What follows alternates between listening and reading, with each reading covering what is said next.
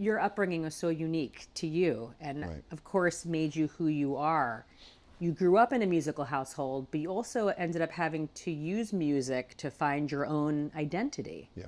So tell me more about that and using music to navigate your unique circumstances. When I got into middle school, I was a really happy kid, and then I got into middle school and I became very sad, which I think is typical for a lot of people. I suddenly was, had really bad acne and really bad vision, so I had really thick Coke bottle glasses, and then I had a retainer, and I had braces, and I had the rubber band. I just had everything at once. Super sexy. Yeah, it was very sexy. Yeah. And I was playing the saxophone in jazz band, a tenor saxophone, which was bigger than me. I was a small kid. So I just was your typical band nerd kid, and I was also Mormon. So everybody was at school talking about like watching Boy Meets World, and I was like, I don't even know what that is. Aww.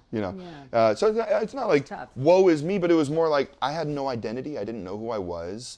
I didn't play sports, which a lot of people think I do because I'm like this bigger guy, but I didn't play sports at all.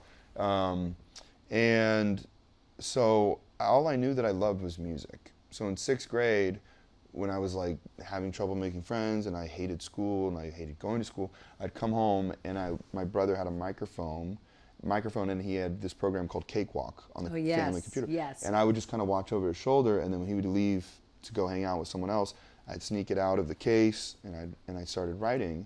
And then I loved it because I felt a sense of release, and I felt like I could say things that I couldn't get in my journal.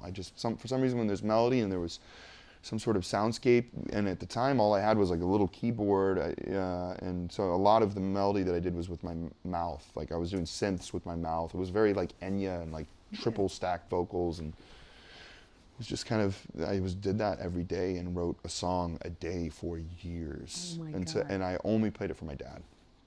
And what was his response? I think that was a huge thing for me. Is his response was he loved it. Oh. And he would also give me critical. He would listen and be like, I didn't love that one. It was kind of made me feel this, or didn't make me feel anything at all.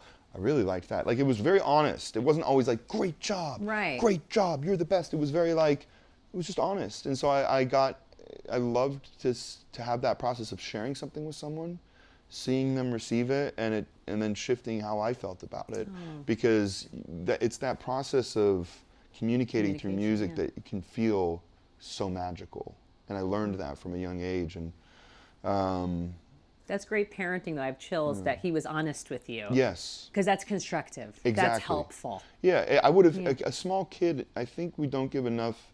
Like even if a kid, you think that they want to hear you always say, "That's great, that's great." They're smart enough to be like, "Oh, you said that." No, every time. Right. You know what I mean? Doesn't have now the it doesn't weight. hold weight. Yeah. Right. No. Wow.